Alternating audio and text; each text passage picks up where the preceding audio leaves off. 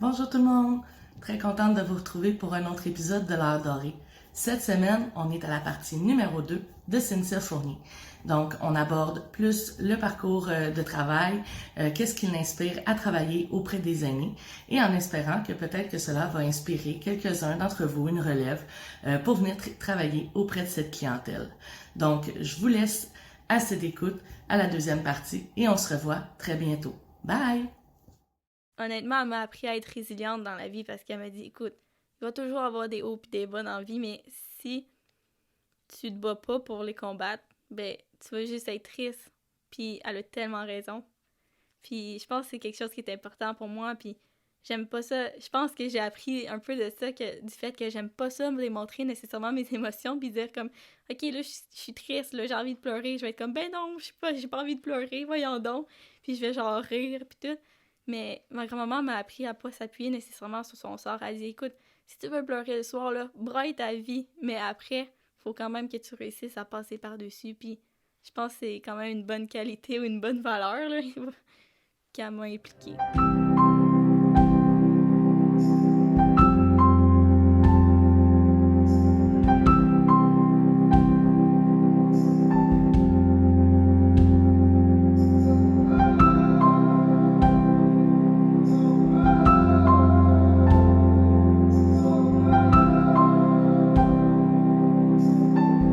Le Mauve vous présente l'heure dorée. Pour en revenir à ta profession, tu nous as expliqué tantôt pourquoi tu as choisi de travailler avec une clientèle aînée, malgré ton attirance ou ta curiosité pour les jeunes de la DPJ. Mais qu'est-ce qui t'a encouragé à aller vers un organisme communautaire? Parce que là, tu travailles pour un organisme communautaire, au lieu d'un organisme privé au public. Ben, ça a commencé que au départ, je savais pas qu'est-ce que je voulais faire comme stage final pour ma technique en travail social. Puis, mon stage précédent, à la fin, toute fin, les intervenantes, puis ma superviseure m'a dit, écoute, en te voyant intervenir, là, je pense que les personnes âgées pourraient être une bonne clientèle pour toi. Puis moi, j'ai dit, ben voyons donc. Hein, j'avais pas pensé à ça. Puis ça a donné que, rendu à mon stage final à l'école, j'avais le choix de choisir entre différents milieux. Puis finalement, j'ai choisi l'organisme pour lequel on a travaillé ensemble. Puis je le regrette aucunement parce qu'un organisme communautaire, c'est tellement fun parce que tu peux partir tes projets comme tu veux. C'est un peu moins strict. Puis tu peux te dévouer à faire un projet. Puis tu sais que, mettons, tes collègues vont t'encourager. Puis je pense le communautaire, j'ai vraiment apprécié ça. Puis honnêtement, pourquoi, du comment, je pense que c'est juste t'aimes ça ou t'aimes pas ça. Donc, on part au segment mécanisme social. Donc, quel est ton projet actuel dans ton milieu ou quel projet que tu aimerais ça mettre de l'avant pour la clientèle que tu desserres actuellement? Honnêtement, j'ai pas nécessairement un projet concret ou quoi que ce soit. C'est sûr que en contexte actuel, je pense que c'est vraiment de briser l'isolement pour les aînés parce qu'on s'entend que avec la COVID, oui, c'est difficile pour nous de rester à la maison puis de pas aller voir d'autres gens, mais hey, une personne âgée là, qui est en résidence, qui est prise dans sa chambre parce qu'en semi-autonome, t'as pas ton appartement, là. T'es pris dans ta chambre tout seul. En étant une personne âgée, t'as pas nécessairement de cellulaire ou passer ton temps, mettons, sur Facebook ou quoi que ce soit. C'est long, là. Si t'as pas de télé dans ta chambre, là, parce que t'as juste une chambre, puis normalement, tu vas écouter la télé avec le salon commun avec les autres, tu fais quoi pendant tout ce temps-là? Donc, ça peut être très long là, pour les personnes âgées qui sont complètement tout seuls. Ils vont même manger dans leur chambre avec la COVID parce qu'ils donnent le repas aux chambres pour pas que, admettons, il y ait de contact entre les autres résidents, ce qui est normal parce qu'on veut les protéger. Mais je pense que c'est surtout en tant qu'organisme, puis même le STIS, puis tout, c'est vraiment de briser l'isolement. Puis même, admettons, notre organisme, en ce moment, ils ont fait le projet des animaux robotisés.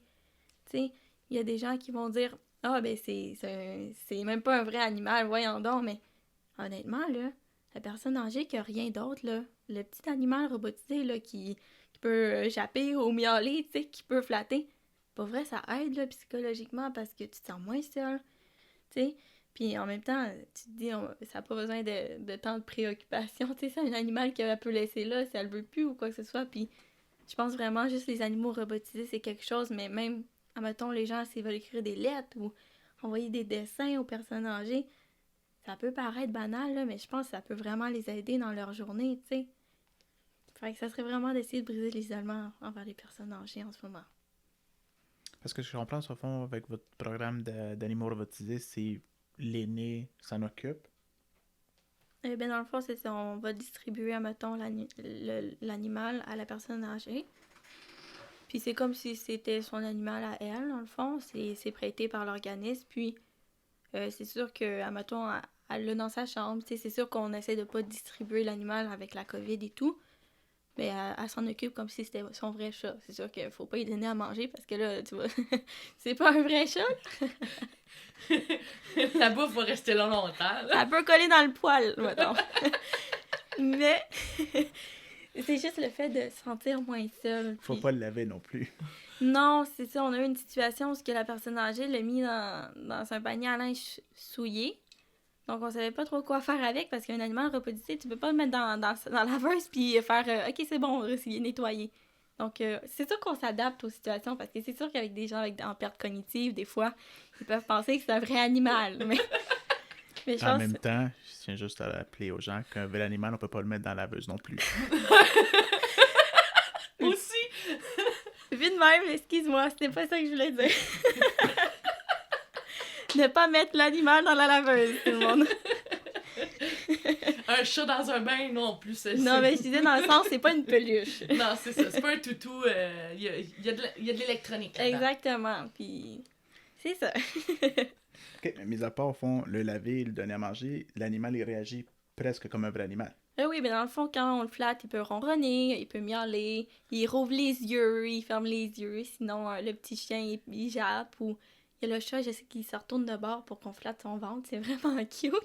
Mais Wow. ça perd des poils, par exemple, hein? Je vous le dis, là, ça perd quand même des poils. On a une petite brosse dans la boîte. Comme un vrai animal de compagnie. Nice!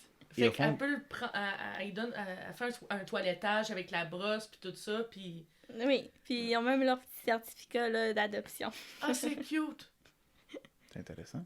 Fait qu'au fond, ce que vous souhaitez atteindre là-dedans, c'est qu'il y ait quand même un support émotionnel pour la personne aînée. Oui, pour briser l'isolement, parce que c'est vraiment difficile pour eux. Autant pour nous que c'est difficile, mais je pense que pour eux, c'est encore plus difficile. Là.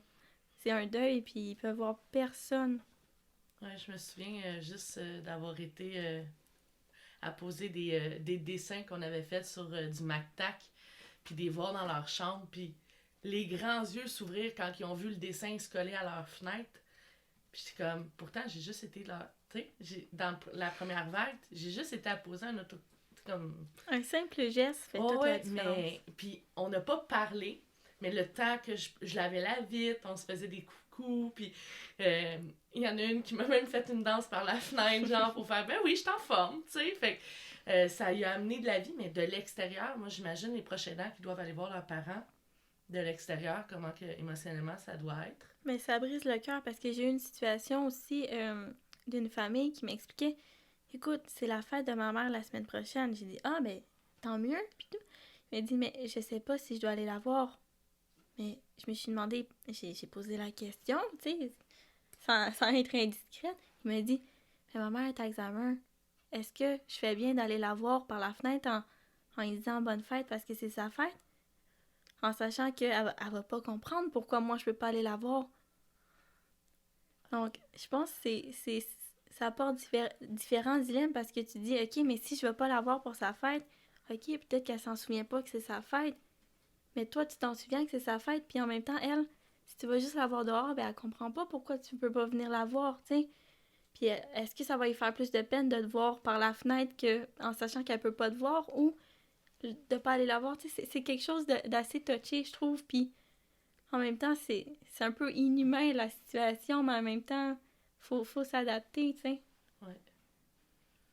As-tu encore, malgré toutes les mesures sanitaires, tu sais, encore là, on rappelle que les mesures sanitaires sont prises justement pour le bien-être, la sécurité des usagers vulnérables, mais dans ton travail, as-tu encore le même contact que tu avais avec les aînés avant la pandémie? Honnêtement, non. Malheureusement, c'est difficile d'avoir des contacts avec les personnes âgées, puis c'est triste parce que c'est une clientèle qui aime tellement ça parler, puis nous divulguer, tu sais, admettons, n'importe... Ils aiment ça parler de tout et de rien, puis on s'entend que les aînés, ils n'ont pas nécessairement de téléphone, tu sais, c'est difficile de communiquer avec eux, ils connaissent pas nécessairement la technologie, tu sais. C'est sûr qu'admettons, dans certaines résidences, j'ai vu qu'il y en a qui essaient de faire des zooms ou, admettons, dans les hôpitaux pour, admettons, voir la famille, mais en même temps, c'est difficile. Est-ce que les intervenants, ils ont le temps pour faire ça? Admettons, en résidence, là, c'est sûr qu'ils peuvent pas accepter que n'importe qui rentre, mais les préposés sont débordés, ils n'ont pas le temps de faire des communications Zoom avec les familles. Donc, je pense que c'est difficile un peu pour tout le monde d'être en contact avec eux en ce moment, là. Là, tu me parles que justement en résidence, le lien, les familles, c'est difficile de pouvoir rencontrer leurs parents, d'avoir des contacts. Toi, de ton côté, comment c'est le contact avec tes grands-parents? Honnêtement, c'est sûr que il y a moins de contacts, mais personnellement, ma grand-maman, c'est comme une mère pour moi. Avant, j'allais chez elle plusieurs fois dans la semaine, je pouvais dormir là-bas. Puis le fait de... C'est rendu que tu te demandes, OK, qu'est-ce qui est plus important? Le fait d'aller la voir puis passer des moments avec elle ou de la mettre en danger dans un certain point, tu sais, tu te mets en question et tout. Mais je pense que c'est surtout de parler au téléphone. Personnellement, je suis pas une personne qui aime parler au téléphone, mais avec ma grand-maman, je me dis, écoute, ça y fait du bien de parler au téléphone, puis je me dis, c'est un peu les seules communications qu'on peut vraiment avoir. Sinon, qu'est-ce que j'ai fait l'autre fois, c'est que j'allais en avant de chez eux, puis elle a ouvert la porte, puis j'étais genre, salut grand-maman! Elle était bien contente, tu sais. Mais sinon, elle me donnait de la bouffe, elle le laissait en avant de la porte. Elle fermait la porte comme, tiens, tu peux aller prendre la lasagne. J'ai comme, merci! Mais je pense qu'il faut tout s'adapter avec la situation actuelle, malheureusement, là. Fait que t'as encore la popote de ta grand-maman. Ça, c'est le fun. Ah, ben oui, on s'en passe jamais de ça. Faut se nourrir. T'es intervenante auprès des aînés à ton organisme? Oui. Ça consiste en quoi être intervenante auprès des aînés pour ton organisme? Tu sais, je sais ce qu'une intervenante auprès des aînés peut faire dans différents organismes, mais pour toi? Ben, honnêtement, dans mon rôle un peu comme être conseillère en hébergement, je travaille beaucoup plus avec les familles parce que vu que je travaille avec des semi-autonomes, souvent c'est plus facile à communiquer avec les familles parce que souvent les usagers ont des pertes cognitives ou des pertes de mobilité. Donc, mettons rencontrer les familles, souvent on rencontre plus les familles que l'usager parce qu'exemple, c'est difficile de se déplacer ou simplement l'aîné ne comprend pas nécessairement c'est quoi la transition d'aller en résidence et tout. Donc, moi, qu'est-ce que je fais, c'est que j'accueille surtout les familles pour leur expliquer, écoutez, c'est quelque chose que vous devez parler tranquillement avec vos parents parce que c'est sûr que c'est un choc pour eux de déménager, comme c'est un choc pour tout le monde. Un déménagement, c'est difficile dans la vie. Mais pour eux, c'est encore plus difficile de déménager en résidence. Et ils perdent leur maison. Ils perdent une certaine perte de... Ben, ils perdent, admettons, leur autonomie aussi. Puis le fait de déménager, c'est comme si tu déménages avec des colocs parce que tu te dis, j'habite pas tout seul, là. J'habite aussi avec d'autres résidents et tout. Donc... Fait que tu travailles même plus souvent avec les proches aidants ouais. dont on parlait tantôt qu'avec l'aîné. C'est sûr que c'est des démarches pour le C'est bien-être pour de l'aîné. l'aîné, mais tantôt qu'on parlait justement de discuter des proches aidants, des limites des proches aidants, dans quel état d'esprit ou dans quel état émotionnel se trouve la majorité ou la plupart des proches aidants qui se rencontrent? En majorité, je crois qu'ils sont stressés. Ils sont perdus aussi parce que on s'entend que dans notre société, on connaît beaucoup plus, admettons, les résidences pour aînés semi-autonomes, exemple Résidence Soleil ou CHSLD. Souvent, on connaît pas le milieu. Même moi, personnellement, avant de travailler pour cet organisme-là, je savais même pas qu'il y avait des résidences pour aînés semi-autonomes. Puis souvent, on généralise parce qu'admettons, quand nos parents ils ont une perte d'autonomie, on pense tout de suite CHSLD, mais il y a un entre-deux, tu sais. Je pense que c'est surtout d'expliquer que ça existe, les résidences pour aînés semi-autonomes, puis aussi les rassurer pour leur dire que c'est normal, que les aînés ont des pertes d'autonomie, puis c'est normal pour nous aussi qui vivent un peu de la culpabilité. Il y en a qui ont l'impression d'abandonner leurs parents en résidence, puis je pense que c'est surtout de les rassurer, puis de les accompagner dans les démarches d'hébergement, parce que mettons, tout ce qui est crédit d'impôt, on sait pas c'est quoi, les différents types de résidences. Il y a des résidences familiales de moins de 15 personnes, t'as les grosses résidences, t'as des moyennes résidences. Il y a beaucoup d'informations qu'on sait pas. Puis on n'en parle pas beaucoup des résidences pour semi-autonomes. Fait que je pense que c'est surtout de les informer aussi. Fait que ça rejoint un peu ce que tu disais tantôt aussi, que oui, les proches aidants ont à travailler avec l'aîné qui des fois devient un fardeau, mais justement, la réalité du système est que on est perdu dans ça, là. Oui, exactement, parce qu'il y a certaines familles qui me disent, nous, on a des services du CLSC, exemple, mais des fois, les services du CLSC, ils ne suffisent pas. C'est sûr que, admettons, les services du CLSC sont limités parce que on s'entend qu'il pourrait pas avoir quelqu'un 24 heures sur 24, mais quand il y a une personne qui vient, admettons, le matin puis le soir, mais entre ce laps de temps-là, admettons, au milieu, qu'est-ce qui se passe? Est-ce que ton parent est pas dans un endroit sécuritaire à ce moment-là? Tu sais pas, il peut tomber, il peut... On sait pas, tu sais. Il a-tu allumé le poêle? Exemple. Donc, c'est une insécurité que les familles ont. Puis malheureusement, les services du CLSC sont pas toujours adéquats ou adaptés aussi, parce que c'est sûr qu'eux, ils doivent aller dans les services généraux parce qu'ils ont tellement une grande clientèle, puis tout le monde est différent, tout le monde a des pertes d'autonomie différentes.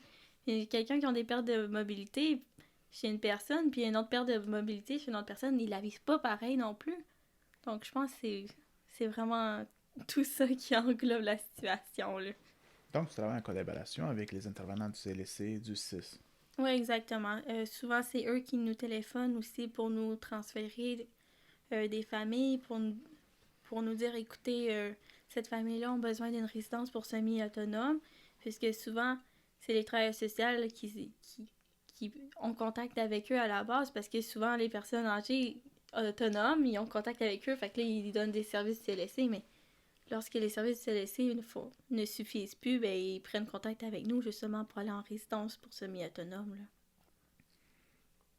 Quelles caractéristiques personnelles et professionnelles doit avoir une personne qui fait ton travail?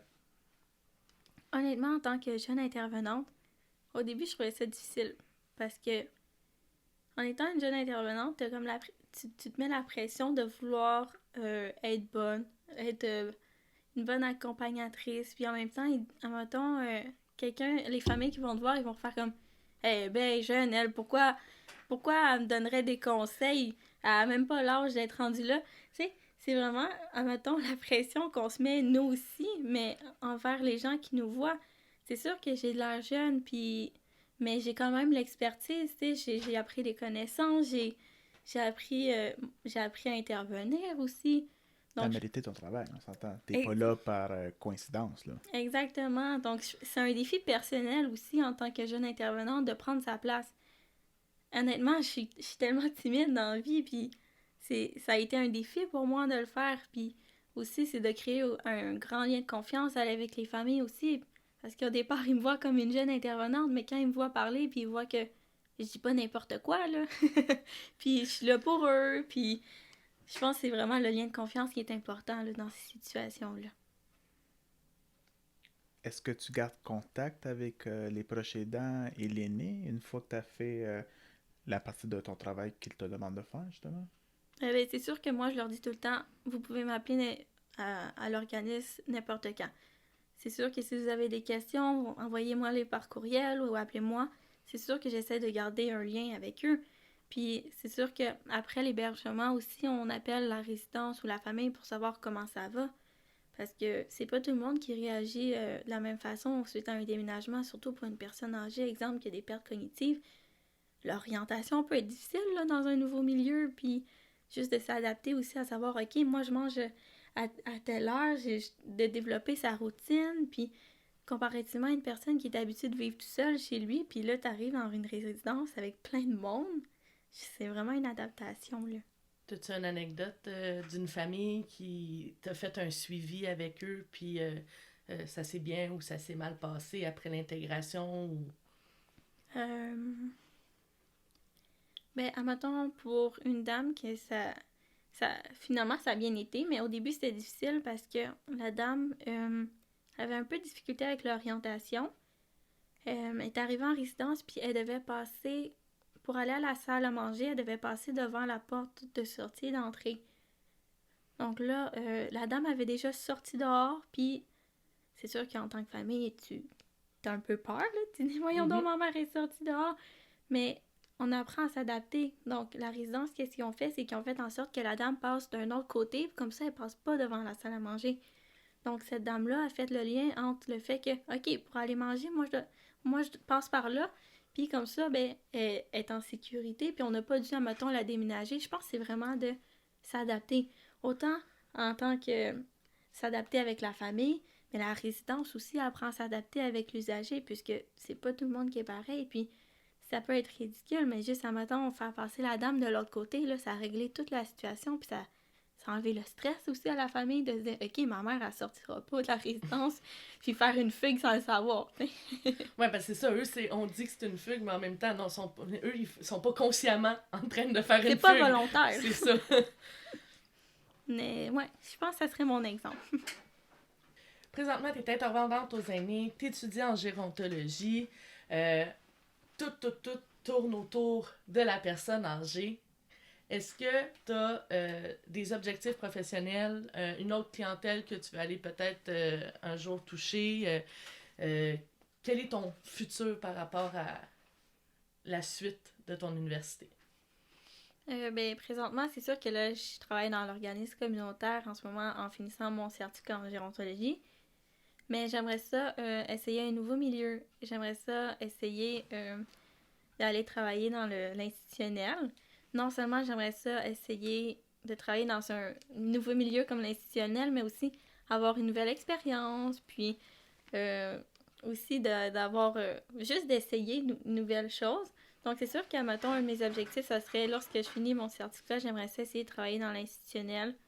Non seulement c'est sûr qu'on ne parlera pas de la rémunération, c'est sûr que c'est mieux, mais juste une nouvelle expérience de travail aussi, puis aller voir, non seulement, là, en ce moment, je travaille avec les résidences pour personnes âgées, mais là, j'irais travailler peut-être plus dans le soutien à domicile, puis vraiment aller chez les gens, tu sais, dans leur domicile à eux, et non un domicile qu'on leur propose.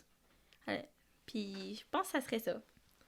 Et dans le fond, moi, tantôt, justement, je m'en allais à ça, soutien à domicile. Tu m'as dit ton cours à l'université. Oui. Soutien à domicile, c'est quelque chose qui titillait, que tu avais hâte, là, tu sais. Fait que c'est vraiment en lien avec ça aussi, là, de te dire que tu vas pouvoir rentrer dans les milieux directs, être en contact, avant même sa perte d'autonomie, même de pouvoir être plus direct avec eux, là. Ouais, puis même dans mon certificat en ce moment, j'ai gardé ce cours-là. Tu sais, on dit tout le temps le meilleur pour la fin, là. Ouais. Mais en ce moment, j'ai gardé ce cours-là c'est mon dernier cours pour mon certificat parce que je me suis dit, écoute, je veux le garder pour la fin. Je suis sûre que je vais aimer ça. Puis en même temps, après ça, après mon certificat, je veux changer puis aller dans le soutien à domicile. Donc là, je serais déjà dedans en faisant mon cours. Ouais, parce que tu finirais toute ta notion, puis là, ben, tu rentrerais direct dans le milieu concret, tu sais. Ouais, exactement. Fait que je pense que... Non, puis c'est la meilleure manière aussi d'apprendre puis de mettre en pratique ce qu'on apprend, c'est de tout de suite de rentrer dans le milieu que... Oui, parce que honnêtement, on apprend beaucoup à l'école pour ce qui est, mettons, des notions et tout, mais rendu sur le terrain, là, c'est pas tout pareil, là. Tu peux pas penser, mettons, à l'école, t'apprends des choses, puis là... Sur le terrain, tu commences pas à apprendre qu'est-ce que tu as appris dans tes notions ou quoi que ce soit. Tu le fais là. C'est du tac au tac. Exactement. Faut que tu apprennes à gérer la situation là. T'as pas le temps de penser à qu'est-ce que tu as appris dans ton cours, tel livre puis tel livre. Non, puis c'est sûr que ton idée est excellente pour l'avoir fait moi-même, d'avoir pratiqué les divers milieux d'intervention publique, privée, communautaire. Ça va te permettre d'avoir justement un portrait de l'ensemble du système. Mm-hmm. Parce que là, tu le vois sur une facette, mais en même temps, nous, ça nous aide présentement parce que ça nous amène à notre moment de vérité. De la facette dans laquelle tu travailles, du communautaire, quelles sont les difficultés actuelles ou les défis que le système aurait à remonter? Dans le sens, je pense que on te l'avait posé la question au début de ton stage, mais c'est une question que j'aime ça poser aux nouveaux membres de l'équipe qu'on rencontre en entrevue. Euh, Qu'est-ce qui pourrait être mis sur place pour améliorer la qualité de vie des aînés présentement? Ben, c'est sûr que, comme on parlait un peu du soutien à domicile tantôt, je pense que on est le 6, puis admettons, tous les intervenants sont limités dans leurs interventions parce que c'est sûr, il y aurait tellement de choses à faire avec la clientèle des personnes âgées. Ils ont tellement de besoins, ils ont tellement besoin de soins et tout, que je pense qu'on est limité là-dedans. Puis même dans le communautaire, on s'entend que dans le communautaire, oui, admettons, t'es ouvert d'esprit et tout, mais on parle aussi du manque de budget parfois. Tu sais, dans les organismes communautaires, ça se peut qu'il n'y ait pas le budget, exemple, pour embaucher plusieurs intervenants pour englober plus, admettons, l'isolement chez les personnes âgées ou pour certains projets. Donc, je pense que c'est ça qui limite un peu les organismes communautaires, puis aussi les soins institutionnels. Donc, ça serait selon toi peut-être un remaniement dans la structure. Parce qu'on s'entend, je pense qu'on est tous d'accord les trois que c'est pas nécessairement auprès des intervenants. Le problème des intervenants, que ce soit communautaire, que ce soit au CIS, au CLSC, on les voit travailler sans... corps et âme pour... corps et âme, là. Oh, et puis, tu sais, je fais juste penser à une personne qui commence son chiffre à 7 heures pour être sûre. 6h30, il faut qu'elle claire tous ses enfants. À 7 heures, il faut qu'elle soit chez l'aîné pour donner sa médication. Tu sais, ton chiffre commence là, puis des fois, elle y retourne le soir parce que l'aîné, il faut que ça soit la même personne, parce que sinon, la relation va pas. Fait que c'est beaucoup, beaucoup d'organisation. Puis comme là, tu mentionnes aussi communautaire, le budget. Souvent dans les subventions, ben on est limité aussi. Mm-hmm. Est-ce que tu crois que les subventions qui ont été mises en place pendant la pandémie pour essayer de revoir les structures pour s'ajuster, est-ce que vous avez eu accès de votre côté à des choses qui ont pu vous aider? Ben justement, juste le projet des animaux robotisés qu'on parlait tantôt, c'est sûr qu'en faisant une demande de subvention, c'est grâce à ça qu'on a pu offrir les animaux robotisés à nos aînés. Parce qu'on s'entend que ça coûte quand même quasiment 100$ si c'est pas plus pour chaque animal. C'est sûr que l'organisme ne peut pas payer ça.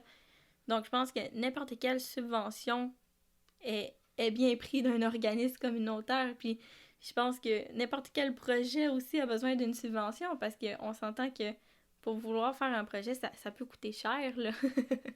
Ça peut aller à plusieurs centaines de dollars, même si c'est pas plus. Donc, je pense que oui. Puis ça, c'est une subvention du gouvernement? Ça, c'était une subvention de la Croix-Rouge. Ah, la Croix-Rouge. OK. Ben, chapeau à la Croix-Rouge Chapeau à la Croix-Rouge oui. pour avoir permis ce projet. projet-là, puis divers autres projets, je suppose, au sein de la communauté. Oui. Combien vous avez eu environ de chiens-chats avec cette subvention-là? Ça vous en a... Si je me trompe pas, je pense à peu près une trentaine. Là. Wow. Quand même, là, c'est 30 aînés qui a pu avoir un soutien émotionnel pendant... Exactement. Qui l'ont encore, dans le fond, parce que Ben oui. c'est en cours. Là. Mm-hmm. Ah, super.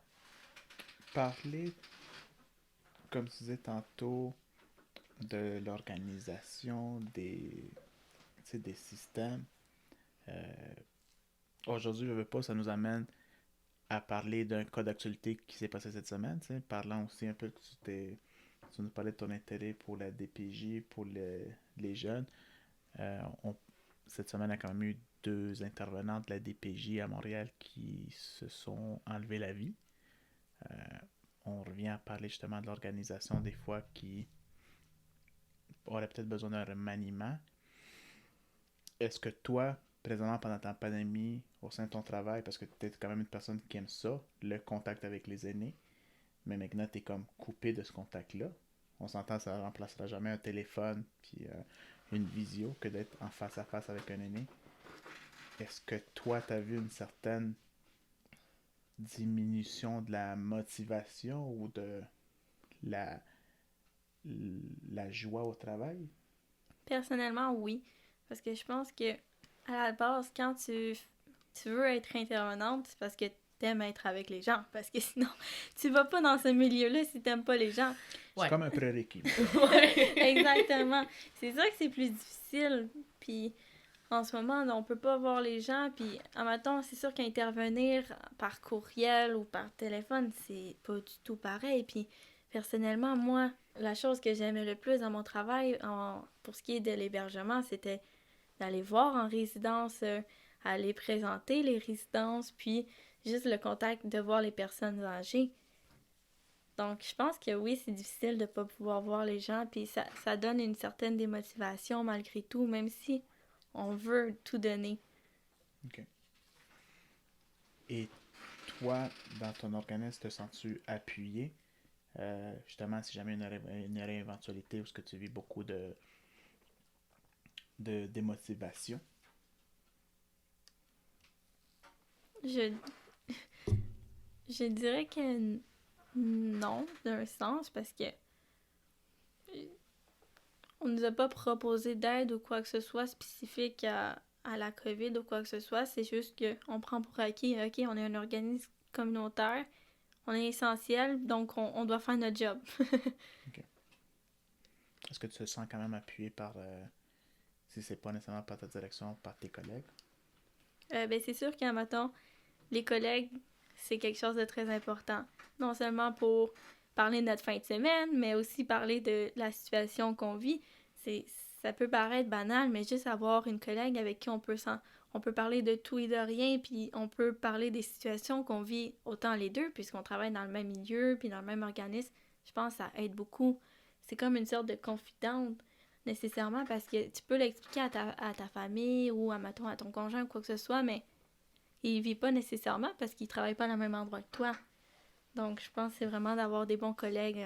Être bien entouré de collègues, ça, c'est important, là. Autant qu'avoir un bon réseau social. D'accord. Parfait. On n'entrera pas plus en détail dans la situation qui s'est vécue cette semaine parce qu'on n'a pas tout nécessairement les détails puis on ne va pas non plus s'avancer sans connaître tout ça. Mm-hmm. Mais c'est sûr que, au fond, je pense qu'on est d'accord qu'un support au sein de peu importe ton milieu de travail, c'est jamais un luxe, c'est même plus un besoin essentiel. Là. C'est une nécessité. Moi, je pense à la même chose de les collègues. Tu sais, on est à la même place, puis je pense que des fois, de demander est-ce que tu as perçu la même chose que moi? Est-ce que tu ressens la même chose que moi présentement? Ben, tu sais, c'est te dire, c'est te remettre en question aussi, de te dire, OK, ben, c'est peut-être moi qui vire sur le top. Ou c'est. C'est normal. Ou c'est, OK, c'est appliqué à tous, on ressent tous la même chose, tu sais. Fait que ça, on vient comme un peu normaliser les choses en discutant de ça. Tantôt, tu nous parlais que tu essaies de maintenir quand même le contact avec ta grand-mère. Est-ce que ça serait une personne autour de toi que tu peux considérer comme justement un aîné important, symbolique pour toi? Ah oui, ma grand-maman, c'est toute ma vie. Pour vrai, si je pouvais vivre avec elle tout le temps, je le ferais. Mais ma mère serait fâchée, là, je peux pas faire ça. Mais pour vrai, ma grand-maman, c'est une personne tellement extraordinaire. C'est une personne qui est tout le temps ouverte d'esprit, elle est prête à écouter mes histoires, elle va tout le temps écouter tous mes problèmes, mes histoires, elle est toujours là pour me conseiller.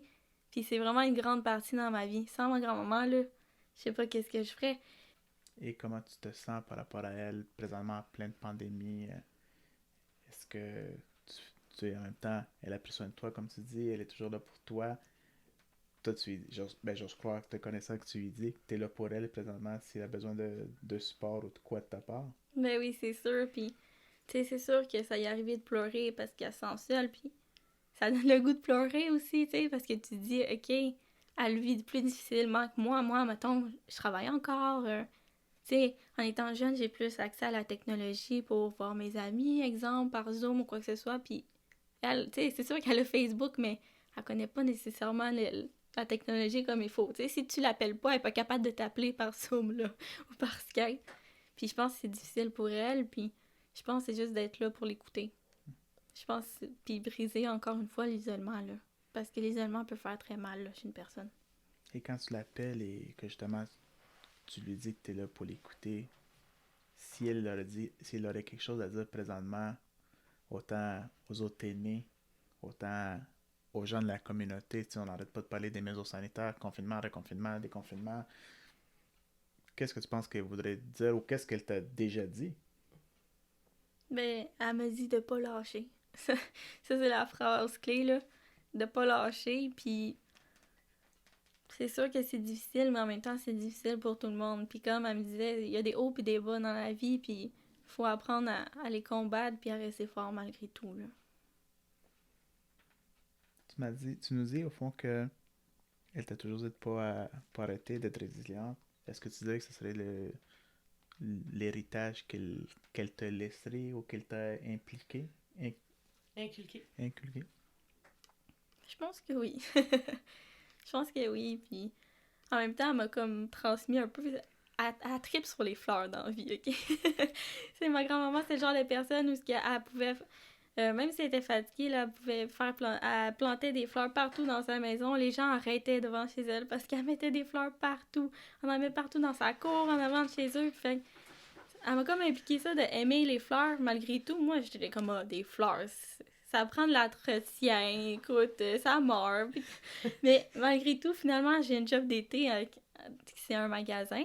Puis on vend des fleurs, puis finalement, j'aime tellement ça, les fleurs. J'aurais pas pensé. Mais ça peut paraître un peu niaiseux, mais finalement, j'aime vraiment ça, les fleurs. Puis peut-être indirectement, elle m'a comme Inculqué. Ouais, inculqué indirectement. Puis tant mieux, écoute, j'aime les fleurs. Fait qu'elle t'a transmis sa passion pour les fleurs. Ouais, on peut dire ça. C'est le fun.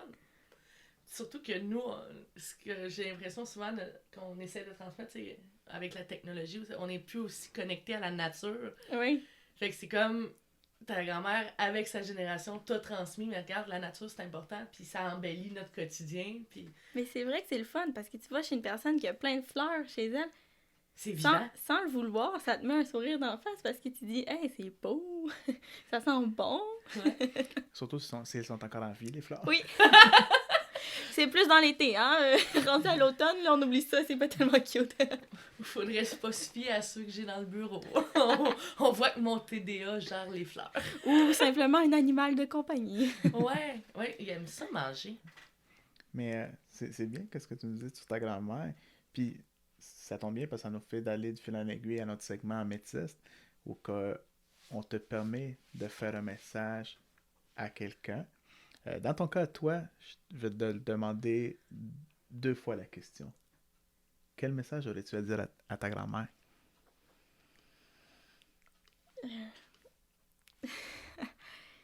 C'est difficile à dire. J'ai pas envie de pleurer.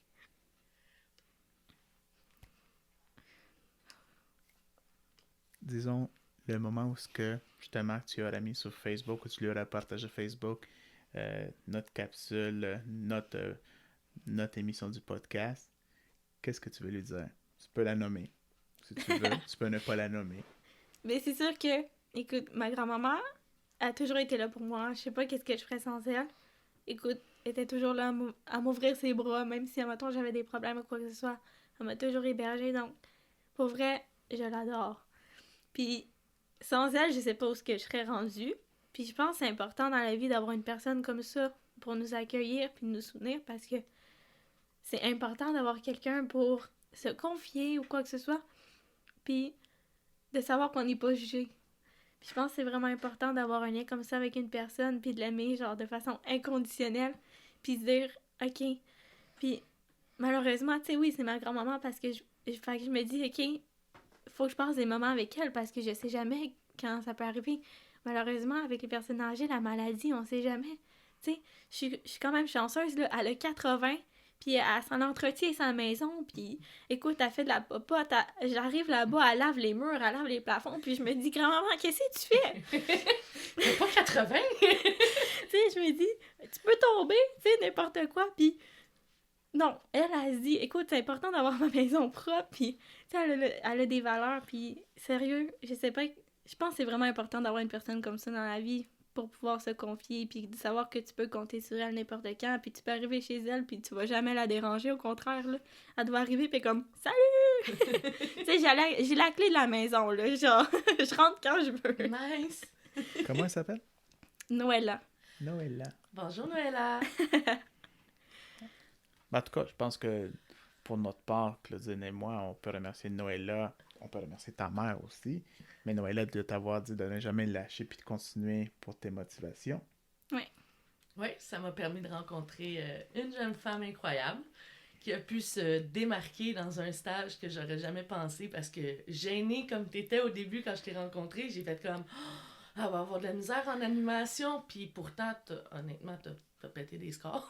Je veux dire, je t'ai vu avec cette clientèle-là, puis ça paraît que t'as un super de bon lien avec ta grand-mère. Mais honnêtement, là, ma première animation, si j'aurais pu creuser le plancher pour me cacher, je l'aurais faite. En tant que personne gênée, je pense que ça a été un de mes plus grands défis en stage, de me dire, OK, ma conseillère, elle me dit, hey, ton stage, là, ça va aller te faire de l'animation avec les personnes âgées. Et j'ai dit, ah ouais, OK, c'est bon. Mais l'appliquer puis le dire, là, c'est pas la même affaire, là. En étant une personne gênée, ma première animation, là, j'étais tellement gênée, je suais, j'avais l'impression que je faisais n'importe quoi, j'avais l'impression que les aînés s'en foutaient. Puis finalement, ils étaient comme « Oh, c'est le fun! » Mais moi, je suis revenue chez nous la première journée, j'ai fait « Mais voyons donc, ça n'a pas de sens, j'ai fait n'importe quoi. » Je suis arrivée avec maman, j'ai dit « Je veux plus faire ce stage-là, je suis poche! » Finalement, je l'ai refaite, j'ai combattu ma timidité, puis finalement, je me suis rendu compte que c'est ridicule parce que c'est juste moi qui se mettais encore des barrières sur moi-même, puis qui... Le phénomène de la troisième oreille qu'on apprend à l'école, là, qu'on se juge soi-même, là. C'est pas vrai, eux sont juste contents de te voir, là, les personnes âgées. Tu peux leur dire n'importe quoi, tu peux parler de n'importe quoi, ils sont juste contents. Ils sont comme ta grand-mère qui fait « Salut! » Ben oui! Ils sont full contents de te voir, c'est vraiment cute. Okay. Fait que, sinon, est-ce que tu aurais un message à dire à quelqu'un d'autre, que ce soit les futures étudiantes ou les étudiantes présentes ou les aînés ou les proches aidants? Quelque chose que tu voudrais partager présentement pour nos auditeurs? Ben, je pense que c'est surtout, en étant une jeune intervenante puis étudiante, je m'adresserais surtout aux étudiants de dire que de pas lâcher puis de pas écouter la conseillère d'orientation qui a dit que ta cotère est pas assez bonne. Parce que quand tu veux, tu peux, tu sais. La fameuse phrase, là, quand tu veux, tu peux, puis c'est de pousser, puis de pas se décourager, parce qu'on s'entend que l'école, c'est difficile, là. On le sait toutes que c'est difficile d'être à l'école, puis le cégep, puis les pressions, les travaux, les examens, surtout les présentations orales, là, étant gênée, là. C'est difficile, mais je pense que c'est vraiment de pas lâcher, puis d'arrêter de se mettre des barrières sur moi-même. Ça, c'est vraiment un gros problème que je suis sûre que je suis pas toute seule à avoir. Je te confirme que non. On tombe au mot de la fin. Merci d'avoir été avec nous, Cynthia. J'ai passé un agréable moment avec toi. C'était vraiment le fun. Je vous rappelle les médias sociaux pour nous suivre. Donc, Facebook, Le Mauve, le mécanisme d'assistance pour usagers vulnérables. On est aussi sur Instagram, sur Twitter. Et n'hésitez pas à aller visiter notre site internet au www.mauve.ca. Mauve, pas de E. Donc, sur ce, je vous souhaite une excellente journée, soirée.